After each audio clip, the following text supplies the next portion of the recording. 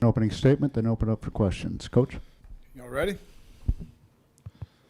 Well, we got Tennessee here Saturday night at Williams-Brice Stadium, 7:30 kick on the SEC Network. I'm going to say that again because that feels kind of good to say. And we got Tennessee Saturday night, 7:30, Williams-Brice Stadium, SEC Network. Feels really good to say that. Excited for our players, our staff, our school, our fan base. Just excited to get back for college football, get back to some normalcy here in the Southeastern Conference here at the University of South Carolina, and can't wait to kick it off on Saturday night. Tennessee finished last season winning 6 straight. They got really hot there at the end. One of the games, obvious for versus us on the road. You give up 14 points on special teams. You give up 7 explosive passes in the passing game.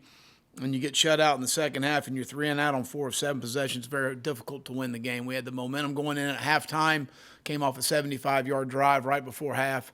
You have the lead, and we can't capture the momentum in the second half. But give Coach Pruitt and his staff credit. Jeremy's done a good job there at Tennessee, getting things turned around, especially after a slow start last year. But I think he's got a really good staff. D.A., the defensive coordinator, does a great job. Jim Chaney, I think, is one of the better coordinators in college football. And Jeremy's done a really good job with that football team. I'm wearing our Curing Kids Cancer shirt, which our university, our athletic department sponsors every year for awareness for this organization. It was founded in 2005 by the Owen family to celebrate their son Killian, who they lost in 2003. And the mission is to fund and innovate research and treatments to find cures for all children cancers in our lifetime. And all we're trying to do is create some awareness for this wonderful foundation and what it goes to. We also will be wearing a Dodie Anderson sticker on our helmet in every game this year to pay tribute to one of the greatest Gamecocks of all time for her support to our state, our university, our athletic department. Obviously, we have the Dodie Anderson Academic Enrichment Center, which has touched so many student athletes through the years here at the University of South Carolina. She was one of the major benefactors of the Jerry and Steve Spurrier indoor facility, but she helped us and our university in so many ways, and not just financially. Her positive support for the Gamecocks was unparalleled, in my opinion, in our time here. She was a personal friend of my wife, Carol, and I, and she's missed. She's certainly be wearing garnet and black on Saturday night and watching the Gamecocks play, which is what she loved. She loved Girl Scouts. I'll never forget going up and seeing her one time with Coach Tanner, and she said, "I'm tired of giving money to the young men. I'm going to give more money to the young women at South Carolina." And she was just a wonderful, wonderful human being, and she's missed. Jay Uric and I have met numerous times over the last 3 or 4 months. Jay's had some chronic issues with his shoulder, but Jay's got a strong calling in life to make a difference in people's lives. And he's going to have surgery tomorrow on his shoulder. He's going to take a medical. He's going to graduate in December and then wants to move on to be a graduate assistant for us and help Connor Shaw in a life skills program that we have here within our program. He's going to make a difference in people's lives in everything he does. Jay's got a gift. He's got a gift of communicating with people. He's got a strong faith. He has started Original Design, his foundation, which is going to benefit underprivileged kids here in Columbia to make a difference in their lives, to help them, to scholarships and different things and ideas that he has that he and I have had numerous conversations about. We had another meeting this morning, which was just great to hear his take on things about where he wants to take Original Design. And I know he's talked to Mayor Benjamin and Kerry Rich and several people here in Columbia to make a difference in our community. But wants to go to grad school. We're going to help him do that and help him continue to support Original Design. But a guy that's really made a huge difference, came up with Matters as a Minimum, and he has sold those T-shirts to support his foundation. To bring some money in to be able to support the foundation. So we're, again, really disappointed that he's not going to be on the field with us, but he's always going to be with us. He's going to be in our building and continue to work with the Gamecocks moving forward. Injury-wise, Jamar Brown's questionable. We're going to see what he can do Wednesday and Thursday, Friday, but he is moving around, but we'll see how that goes. Alex Huntley sprained his ankle on Sunday morning. We weren't working out. He was doing some conditioning on his own and rolled his ankle a little bit. He's going to be a really good football player for us, but he'll be out this week. I think we might get him back next week. I'll be able to update you more as we continue to move forward. But that's really it on the injury front. We put Jaylen Foster on scholarship. We had one scholarship available. Put him on scholarship today. He earned it. He's going to help us on special teams and help us on defense. He's been an outstanding young man in this program, and he earned it. He earned it. Really proud of him. Jalen Brooks was denied his waiver from the NCAA. We are currently appealing the decision, and I really don't have any further comment on that at this time, and I'll open it up for any of your questions. Use a little raise hand function like you all know how, and David with the first one. Well, thanks for doing this. With the COVID testing, when was the last test? When's the next one? And what are y'all's numbers right now for the game? The last test was Sunday, and then the next test is tomorrow. And then I think we're changing the protocol from what I was told by Clint Haggard that we will test on Thursday instead of Friday. And it won't be the antigen test. It'll be the nasal test. And then we'll announce if anybody's not available for the game probably an hour before kickoff that someone's not available. Todd Summers. Coach, with your starting quarterback position, do you anticipate that Colin is the starter from start to finish, or are you going to try to get a series or two where Ryan Helinski gets in there? Well, Colin's a starter, and no different than any other position. He knows there's an expectation for how he needs to play. No different than defensive end, wide receiver, running back. Guys need to go play well, and if they don't play well, we'll talk about a change. But it's Colin's game. Ben Brenner. Hey, Coach. Just across the span of this offseason, how much growth have you seen from Tonka Hemingway, and what did he kind of do to be able to establish that spot as a number 2 defensive end? Well, Tonka's very, very mature, and I always tell, young players and people when they come in the program and everywhere I've been, number one, playing it early, you got to have an opportunity. That's the first thing. You got to have the ability, which we felt he was a very talented young man coming out of Conway High School. All right, but you got to have maturity. You got to be able to handle the playbook. You got to be able to handle different coaching styles. You got to be able to handle a faster game, especially when you're playing on the line of scrimmage. And Tonka is a very, very mature young man, mature beyond his years. He's extremely intelligent. He's a guy that gets it. When you tell him something, he understands it, and he's able to retain. And you don't have to coach him over and over again on the same things over and over again. So I think maturity, number one, and he is extremely, extremely intelligent. Eric Boynton. Yeah, Will, what's kind of the ceiling for DeCarrion Joyner as far as the impact you think he can make this year at his new full-time position? Well, again, I think that, very unfair to him last year. We moved him to receiver. He's completely bought in and wants to do it, and a week and a half later he's back playing quarterback.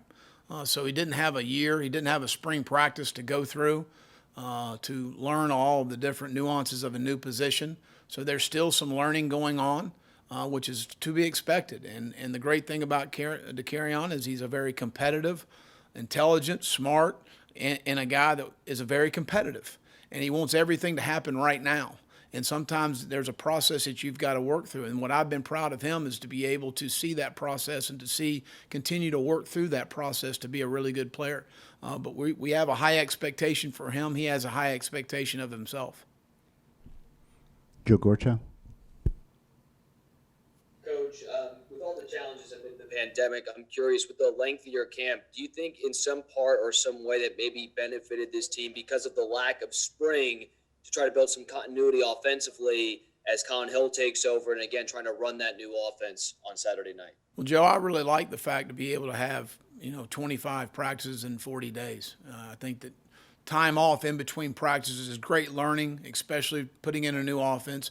But it was also great for young players to be able to go back and walk through the next day in shorts, to be able to explain why instead of, sometimes when you're in training camp, and I've referred to it drinking out, water out of a fire hose. I mean, it just keeps coming. It keeps coming. And as a young player, you're like, when does it stop? I mean, I didn't learn yesterday very well, and you're already giving me something else to learn. So I think that I wish we'd look forward to this model again. It is a longer camp, but I think that the contact day to day is less on the players. We've had much less, injuries with the head in camp than we've ever had, and I think that that's something we really need to look at as we continue to move forward. But there's no question that this has been very beneficial to spread things out in camp when you're installing a new offense and you've got more time to cover the details of what you need to do to be successful.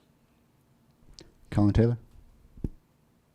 Yeah, well, I guess knowing where you guys were offensively last year and now with this new scheme, outside of obviously winning football games, how do you measure success in this offense and progress with Mike Bobo? Well, scoring points. I mean, at the end of the day, we've got to be more productive. I think we scored 1 touchdown in the last 3 games last year, and we lost a lot of confidence, which not just affects your offense, it affects your football team. It affects everything. So, but again, I've been very pleased with what Mike has done and our offensive staff, the buy-in from our offensive players. We've had more success offensively in a fall camp than we've had in a long time here, as far as being productive, being aggressive, doing the things we need to do to be successful. So, again, I measure it on winning games because that's the bottom line, but we need to score more points, meaning more productive. You can go back and look at different areas. Obviously, the red zone was a major issue for us last year. Passing yards per attempt was horrible. Our ability to run the football in games kept us in ball games. To be able to take the pressure off a tough situation for Ryan. We didn't do enough around that position as a staff, and I'm not blaming anybody. It's on me as the head football coach. We didn't do enough around that position to help that position, considering where we were. We ended up throwing the ball more than anybody else in the regular season and in our conference, and that's not a winning formula considering where we were.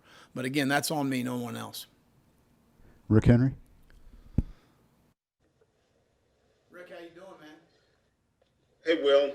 Yeah, I could just see and hear the joy in your voice when you were talking about, hey, it's finally game week. We're getting ready for a game. I was really just happy to see you, Rick.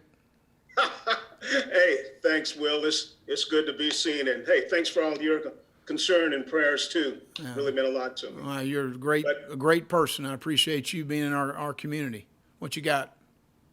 Hey, as someone who's been through tons of season openers, as a player, an assistant coach, and a head coach, does this opening week, how much different does it seem? Or do you just get into your head coach mindset, hey, it's just another season opener, let's go get them? I've said before, there's no handbook for what we just went through. There's been a lot of gymnastics involved. We've had players that have been, contact trace quarantine for 14 days. We've actually had 2 young players that have been contact traced for 28 days of the 40-day camp. I mean, what chance do they have? I mean, it's just very, very difficult. And that's kind of hard as you go into your first game. Obviously, the duration of camp was longer, but we had some issues with COVID. And so that's part of, I think, what everybody's going through. And you had, especially if a young player misses 14 days, that takes a toll on his development. It takes a toll on his knowledge of what we're doing on offense, on defense, on special teams. And we're trying to speed up that process for some young guys here late to try and get them ready for a kickoff at Williams-Brice Stadium at 7:30. So it is different. I've felt more in tune when we started our preparation for Tennessee on Thursday of last week, more in the game mode tune, and I felt normal in training camp except for when Clint Haggard walked in my office or my phone popped up and Clint Haggard's name was on my phone, because that was generally not real good news. So that's been very different from that aspect. It's been very different from a practice standpoint of sometimes you got to be able to prepare to not have a guy for 10 or 14 days for whatever the case may be, and you've got to juggle and do some different things practice-wise. But, again, that's where we are. That's the situation we're dealing with, and everybody in the country is dealing with it. Gene Sapkoff? Bill, how would you evaluate the progress of your wide receiver group from the start of your 40-day fall camp to right now? Well, I think we've made tremendous strides. I think Shai's had a really good camp. He's a lot of explosive plays throughout camp. He's a very difficult guy to cover, whether he's lined up outside and in the slot. Xavier Legette, I think the last week and a half has been really good. A guy that has really come on for us and done some really nice things to carry on and continues to improve every single day he steps on the field. We've talked about Rico Powers as a freshman that's come in and done some really nice things. Jakari Caldwell on some 50-50 balls in scrimmage situations has made some really nice plays on the ball as a guy that we're excited about. And then you got a guy like Luke Doty as a young player that obviously with Jaylen right now not being eligible is going to figure in even more in that group. Pete Acabelli. Will, you guys obviously were very vocal on social justice issues this summer. Will there be any sort of display at the game? And if not this game, will there be later on in the season? Well, possibly. I've met with our senior leadership group numerous times, as well as our football team, to talk about the racial inequality, some of the social injustices that are going on in our country right now. At this time, and as we marched in Columbia, as we marched on campus, it was a unified march as a football team. I said, if we're not all in it together, we're not doing it. But if we're all together and this is what we want, this is what we support, then we're going to do this, and we're going to do it as a football program. And right now, our guys as a senior leadership group, and George Wynn, who's our diversity and inclusion officer in our building, along with Connor Shaw, could not come to 100% agreement on anything that they wanted to do as far as those things are concerned. And so that's where we are at this time. Can that change? Sure. But that's where we are at this time. John Whittle. And Nick Muse was pretty direct earlier talking about the responsibility that the tight ends have in the offense, saying, they're the ones responsible for making the key block on first down, the key catch on third down. As a head coach, is that pretty accurate? But secondly, with the inexperience in that group, with the amount of youth, is that concerning for you as the head guy? Absolutely. I think it's very concerning. I think you really look past Nick. We hadn't had anyone that's really logged a bunch of snaps in games, even though Will's a junior. So there's going to be some new for them as far as Saturday night's concerned. I think we've done a good job of incorporating them within the offense. It's something that Mike really likes to utilize, that position. I do think, John, that we've got some ability at the position. But we haven't seen them do it on Saturday night at Williams-Brice or on the road in the Southeastern Conference, and it's going to happen quick, and it's going to happen Saturday night. I agree with what Nick's saying. We're the tight end position is very involved in what we do offensively. It's all encompassing because you're not just in the route schemes. You're in the route schemes. You're in protection. You're also in the run game, and a lot of times you're at the point of attack and winning on a 6 technique in this league. So those guys, a lot has been asked of those guys more than maybe before. Mike Kuba. Well, with Mike's experience as a head coach, do you feel that allows you to focus more of your attention sometimes with defense and special teams, or is that more of a trust thing that comes as the season goes on from a head coach's perspective? Well, I've got great trust in Mike. He's an outstanding football coach, obviously being a head coach before. Sure, he's, until you've actually sat in the chair, you have no idea of what you deal with on a day-to-day, week-to-week, month-to-month basis within the team, within the staff. But I've got a lot of confidence in Mike and trust in Mike to do a great job. I coach on defense, I coach special teams, and I recruit, and I hire an offensive coordinator to run the offense, and that's what we're doing. David? Well, when you guys announced the decision about Hill being QB1, how did Ryan take it? How has he been for the past few days? It was great. He was great. He came in and said it was a great competition, very difficult decision on us. And it's like I told Ryan and I've told numerous players, those are tough meetings on coaches as well. At the end of the day, because you want your guys to succeed and you want them to feel that their dreams and aspirations are being fulfilled. But Ryan agrees that Colin's a good quarterback as well. He's totally supportive, 1,000% on board. He's all Gamecock and excited about our season.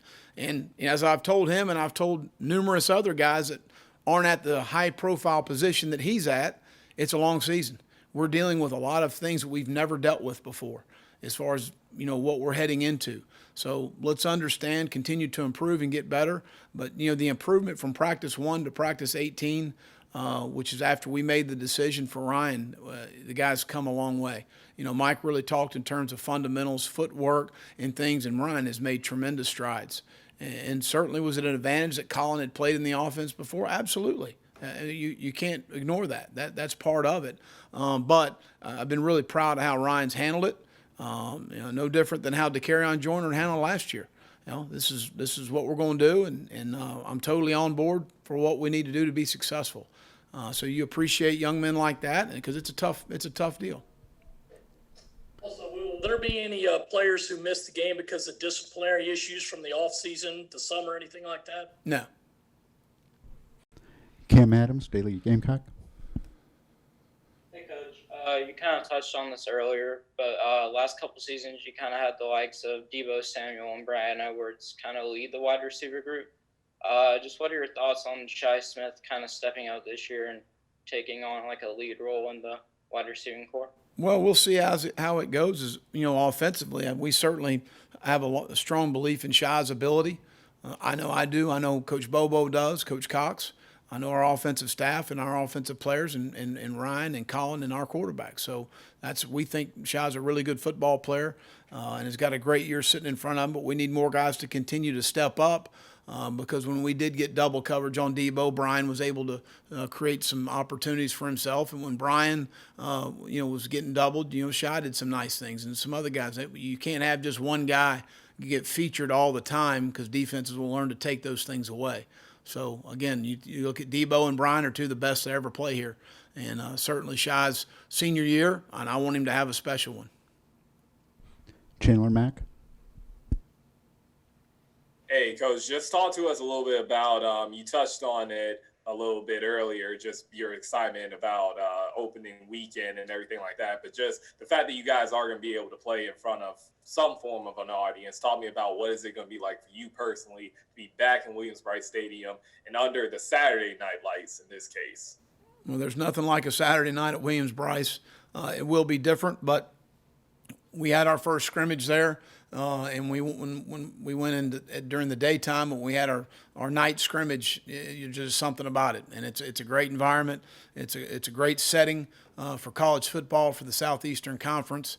So I get excited whether or not our fans are there or not. I get real excited when our fans are there. But just to be quite candid, I mean, there were some days I didn't think we were going to get to this point.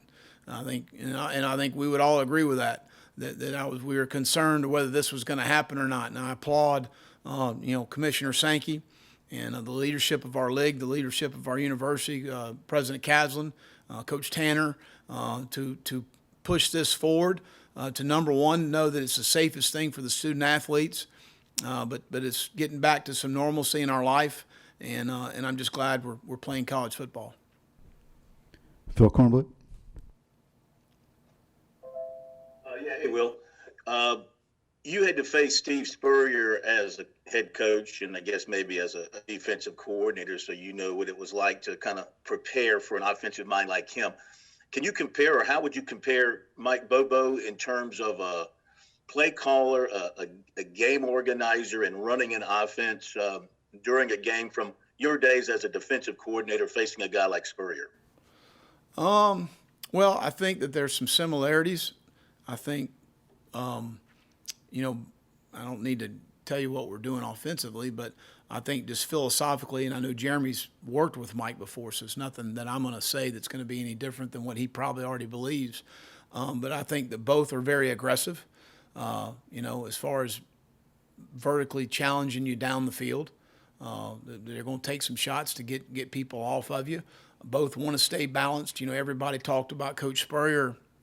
And as far as throwing the football, I remember as a graduate assistant in 1996 when I was at Auburn and breaking down to get ready to play Florida down in Gainesville. I mean, it's 50-50. I mean, and you're taking away the blowout games. You're talking about when the games are on the line. I mean, he is effective running the football, and I think Mike believes the same thing. So, those are the two things that would jump out at me, Phil, was the aggressive nature down the field and just being balanced offensively. And I remember, I'll never forget in 1996 as a graduate assistant, breaking it down then as a defensive coordinator at Auburn, and we came over here in 06 on Thursday night, and it was almost identical. It was 52-48, pass to run or run to pass or whatever the breakdown was. So there was always going to be a strong balance. I think from a standpoint formationally, Coach Spurrier got to different route concepts a lot of different ways, but it was the same reads, whether it was a high-low across the middle, a high-low outside, double post. I mean, there was the same concepts that show up 100 different ways to get to them. But it was the same for the quarterback, and that, to me, helps the quarterback be very efficient in what they do. So I think that there's a lot strong similarities in those two situations, or three. Eric Boynton. Yeah, Bill, especially with the on-off season we had, can you kind of describe what you witnessed as far as the process Colin Hill had to undertake in earning the respect of his teammates, being a new face of the program, and kind of, commanding their respect, that type of deal? Well, I think that's hard. It's number one, it's hard on the player who's coming in as an older player, sometimes set in their ways of how they've done things or want to do things. But when you meet Colin, you see that he is a gracious a guy you'll be around as far as wanting to get along, but certainly has strong leadership ability in himself. And I think when you walk in the building and you've got some credibility as far as your play is concerned, which he certainly does, but you walk in the building with 3 ACLs, you have an amount of toughness to you, and I think there was great respect among our team as far as he was concerned, understanding what he's been through. And I think all of our guys have great respect for that. And as they continue to work with the guy, they see his work ethic, they see his intelligence, they see how he gravitates to other people. They see what kind of person he is and then what's real, because the players are really the ones that know. It's always concerning for me as a coach to bring an older player in because you don't know how they are going to be in the locker room. But obviously with Mike's experience with both Adam Prentice and Colin, could not talk highly enough of those two young men. And Mike was dead on with both guys and how they are as people, and they've been huge positive additions to our team. Ben Briner. What are the biggest challenges in facing a Jim Chaney offense, and does some of the stuff that he kind of does reflect sort of some of the stuff that Mike kind of wants to do with his offense? There's similarities formationally, run game, passing concepts. There's some similarities. I think Jim's experience, you're not going to hit him with one thing more than twice. He's going to make an adjustment on a pressure. Will Friend, his offensive line coach, of course, was with Mike at Colorado State and at the University of Georgia. So there's going to be a lot of similarities for both defenses on Saturday night. But I think, Jim's going to stay balanced. He's got great experience. He knows how to attack people and personnel. So those are all things because of his experience and at the position. I think he's really good at what he does. Josh Kendall.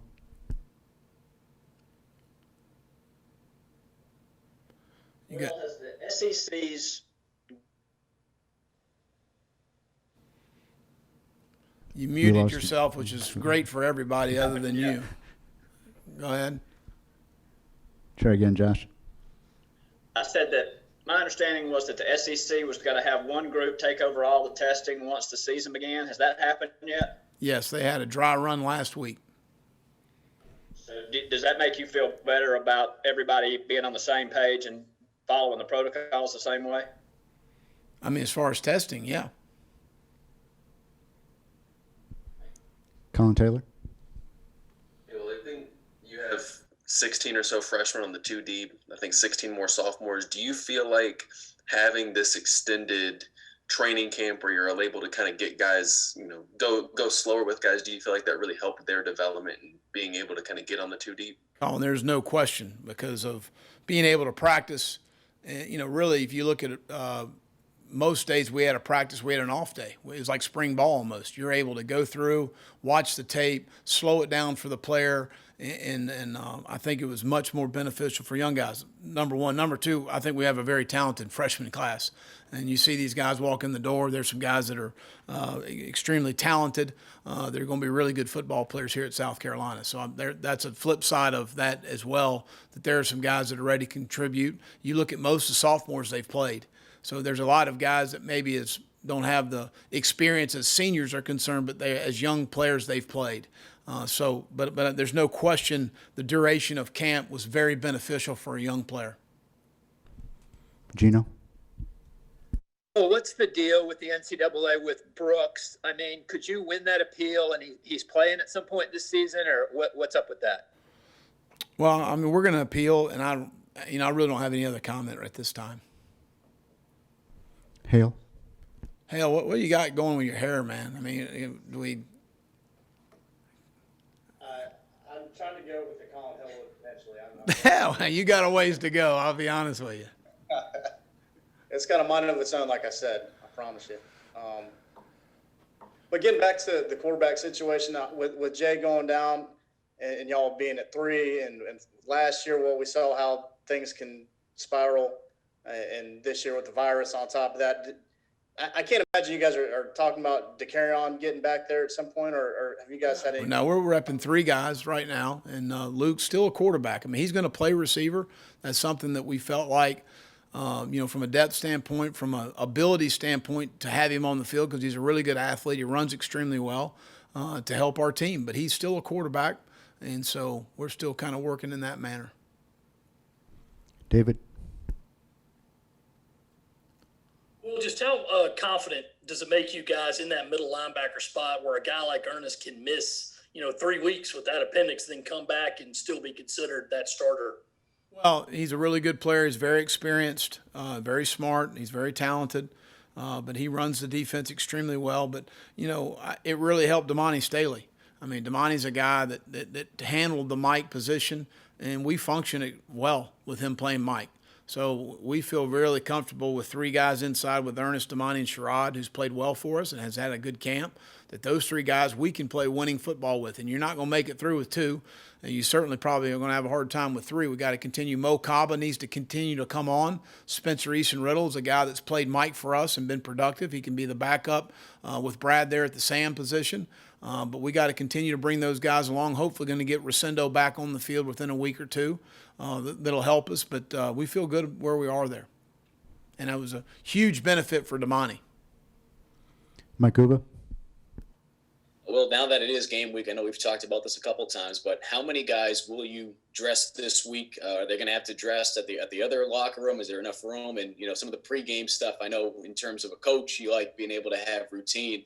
I don't know if the Gamecock walk's going on. Do you guys have to come to the stadium earlier? Some of those things. No, we'll arrive at the stadium at the same time. We will not have a Gamecock walk, and we'll arrive right where we enter through the Players' Lounge there in the stadium. And then we're still working through who dresses, how many people we're going to have on the sideline. Those are still some things that George Wynn kind of works through for me, updates me as they come through the SEC protocol. And we're going to sit down tomorrow and Thursday to go through that and exactly how we'll manage all those situations. Ben Briner? Well, what did Jaylen Foster kind of show you guys to earn that scholarship? And what has his offseason sort of been like? Well, he's had a good year. I mean, he's been a productive guy since he's been here. And so, with some opportunities, we had some guys in the secondary, and he was able to take some practice opportunities and scrimmage opportunities, did a nice job. He's going to probably start on 2 or 3 special teams right now. He runs extremely well. He's very bright. He understands our system. He can play nickel. He can play safety. So there's a lot of positives he brings to our team. But as a guy that should continue to work hard, is managed everything in a first-class way, extremely intelligent. He's already graduated. So, I mean, those are all things to me that you try to reward as best you can because he earned it. Pete Acabelli? Well, I know Colin's gone through a lot, but he's a in-state guy who grew up following this program. Are there any concerns about the emotions coming out? Because this is a once-in-a-lifetime moment he's going to have Saturday night. Well, I think, Colin, in the time that I've gotten to know him, is a pretty calm demeanor, and I think he'll handle himself extremely well. Colin Taylor? Yeah, well, 2 questions. How's Zaquandre doing with that hamstring? He's doing well. He looked great today. Zaquandre brings some juice and energy to practice. There's no doubt about that. And he had it today. Actually, he and Jaylen we got a pretty good tackle there in the hole, and it was good to see those guys competing. But Zaquandre brings a lot of juice and energy to the practice field. There's no question. And I thought he looked good today. And I haven't talked to Mike and Dez yet, but I thought he looked good. And is there a timeline of when you'd like to name your starting, I guess, right tackle now in terms of, I know there's a bunch of oars in the 2D. Yeah, I would say probably game day. I mean, we still got a lot of opportunities. You know, our walkthroughs on Friday and Saturday morning for a night game are critical to make sure guys are dialed in and focused on what we evaluate everything up to that point. I would probably say the same thing at the running back position as right tackle, Colin. David? Well, who's going to handle your kickoff duties? Will that be Jeter? Mitch Jeter, and then possibly Parker. I don't really, know me. I don't like to put our place kicker kicking the ball off, but Mitch has certainly had some solid moments in camp. He's got to continue to be a little bit more consistent for a young player, but Parker is more than capable, but I would rather have Mitch do it. And how has Kai developed as your punter? Good. I mean, again, I think Kai is extremely talented and can do everything as far as, we're asking him to do kicking the ball directionally. We just got to be a little more consistent at times, but has more than the ability to get the job done. Last question goes to Hale. The dime listing on the depth chart, obviously you guys have used guys in that sort of capacity in the past, but is that a spot and a position that you're trying to carve out from a recruiting standpoint and finding guys who have that type of skill set and can What play position was that? The dime spot? No, we've always had it. I guess Coach Fink never put it on the depth chart. He didn't think it was very important, I guess. So I liked when we were in base more than that. He just wants to know how many balls we're going to throw to the tight end. Well, it does, to his credit, it looks a little more even on the depth chart just from an aesthetic standpoint. So tip of the cap. That is absolutely the most important part of it. But no, it's just something, to be honest with you, Hale, be dead serious. We've never really had the depth of quality player that we felt like we could play a DB, because it's got to be a guy that can go play in the box and can go play the runs and has instincts to play in the run, which Jamar and RJ both have those instincts. And we've never really felt like that we had that depth to be able to invest the time to get to a dime grouping. That we felt like quality players on the field. Then you get in the question of, okay, we're going to take off Ernest, we're going to take off Sherrod. That's where you start asking your questions of taking quality player off. Does it give you more opportunity to disguise? Yeah, because you can stay split safety, still spin down, get into a single high look. You can stay split safety and show single high. I mean, there's a lot of different variables you can get when you have a guy that's got qualities to be able to play in the deep part of the field, but also be able to play in the box as a run player and a good blitzer. And those two guys, Jamar and RJ, possess those qualities very well. They're good blitzers. They're good in the box instinct players. They can play in the deep part of the field. They can cover man-to-man. So those are all things you got to have at that position. And we've had that before because RJ's been here, Jamar's been here. But the depth of being able to put a nickel out there to have two quality safeties and two quality corners, I wouldn't know that I could sit there and tell you that we've had that. Also, in the past, you're going to take Sky Moore off the field. I wouldn't be very smart. He was kind of that dime anyways. He played middle field coverage for us. He covered man in the slot. He played in the box. And we did a lot of different things with him. And then, TJ Brunson was the Mike.